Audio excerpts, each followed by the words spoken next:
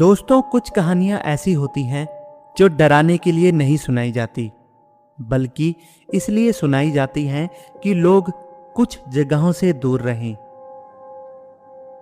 कहा जाता है कि हर आत्मा मृत्यु के बाद भटकती नहीं है, लेकिन कुछ अधूरी इच्छाएं कभी कभी एक जगह से बंध जाती हैं, और जब वो बंधन टूटता है तो शुरुआत होती है डरावने किस्सों की।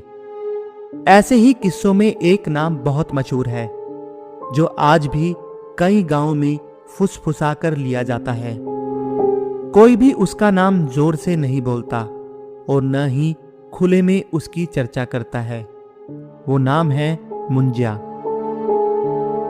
आपने भी शायद ये नाम सुना होगा, और अगर नहीं सुना तो हो सकता है कि आपके आसपास कभी उसकी मौजूदगी रही हो, लेकिन बस आपको उसका एहसास ना हुआ हो। महाराष्ट्र के कोंकण इलाके में घने पेड़ों और पुराने कुओं के बीच बसे छोटे छोटे गांव में एक आत्मा का जिक्र मिलता है, जिसे मुंजिया कहते हैं। मुंजिया शब्द का संबंध मुंजिया उपनयन संस्कार से माना जाता है, जिसे आम भाषा में जनेऊ संस्कार कहा जाता है। लोक मान्यताओं के अनुसार अगर किसी ब्राह्मण लड़के का जनेऊ संस्कार हो चुका हो और संस्कार से कुछ दिनों बाद किशोर अवस्था में ही उसकी अचानक मृत्यु हो जाए और किसी कारणवश उसे मुक्ति ना मिले, तो उसकी भटकती हुई आत्मा को मुंजिया कहा जाता है। ऐसा माना जाता है कि मुंजिया कोई आम भूत नहीं होता, क्योंकि ये एक बच्चे की आत्मा होती है, इसलिए इसका स्वभाव जिद्दी और अड़ियल होता है। कहा जाता है कि मुंजिया जिस चीज, जगह या व्यक्ति के पीछे पड़ जाए उसे लेकर ही मानता है और आसानी से उस चीज को छोड़ता नहीं। लोक कथाओं में मुंजिया का संबंध अक्सर पीपल या बरगद जैसे पुराने पेड़ों से जोड़ा जाता है, और माना जाता है कि अक्सर वो उन्हीं पेड़ों के आसपास दिखाई देता है या अपनी मौजूदगी का एहसास करवाता है।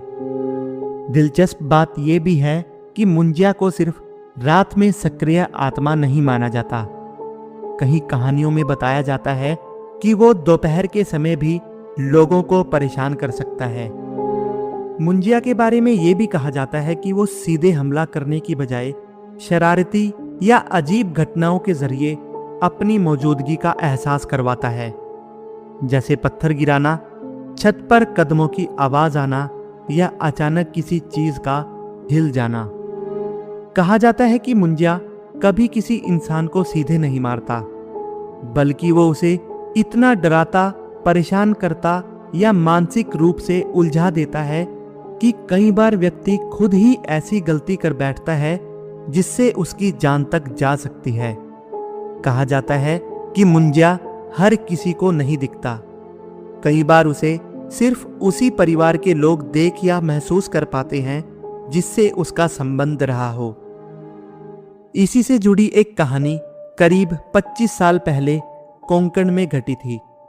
कोंकण के एक गांव में माधव नाम का एक लड़का रहता था, जिसकी उम्र 14 साल थी। माधव का स्वभाव बिल्कुल शांत था। कुछ ही दिन पहले उसका जनेऊ संस्कार हुआ था।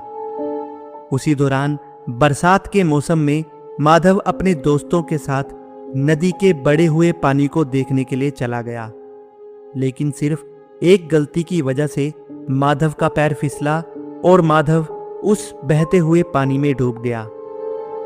जिस मां ने माधव के लिए जाने कितने सपने देखे थे, वो सब सपने अब अधूरे रह गए, और जिस घर में कुछ दिन पहले खुशियों से माधव का जनेऊ संस्कार हुआ था, उसी घर में अब मातम छा गया। माधव की चिता को वहीं पास के ही पीपल के पास जला दिया गया। कुछ दिन तक सब कुछ शांत रहा। फिर एक दोपहर माधव के चाचा उसी रास्ते से गुजर रहे थे। ठीक 12 बजे अचानक एक छोटा सा पत्थर उनके पैरों के पास आकर गिरा। उन्होंने सोचा कि कोई बच्चा होगा। उन्होंने ऊपर देखा, लेकिन उन्हें कोई दिखाई नहीं दिया। दूसरे दिन पत्थर उनके कंधे पर लगा। जब भी उनके घर का कोई सदस्य वहां से गुजरता, उनको उस पेड़ के पास अजीब हलचल महसूस होती।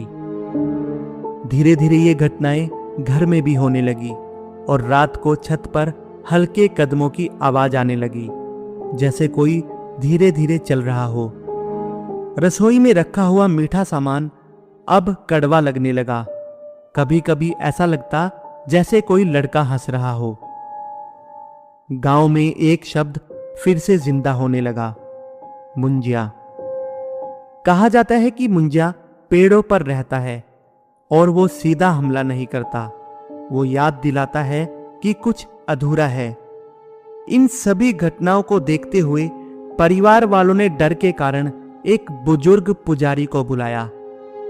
उन्होंने देर तक पेड़ को देखा और लोहे की एक मोटी कील मंगवाई और मंत्र पढ़कर कील को पेड़ के तने में गाड़ दिया। उसके बाद कुछ समय के लिए सब कुछ शांत हो गया और लोगों ने राहत की सांस ली।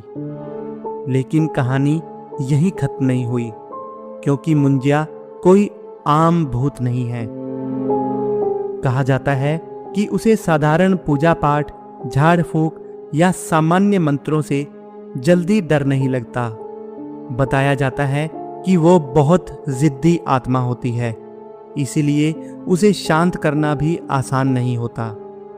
और फिर 6 महीने बाद गांव के दूसरे छोर पर एक और पीपल के पेड़ के नीचे उसी परिवार के साथ फिर से वही घटनाएं होने लगी।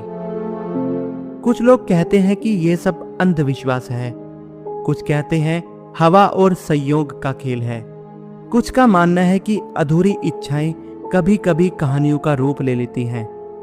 लेकिन आज भी उस गांव में दोपहर के वक्त पीपल के नीचे कोई नहीं रुकता।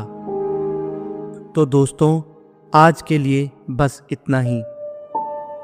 आशा करता हूं आपको आज की कहानी अच्छी लगी होगी।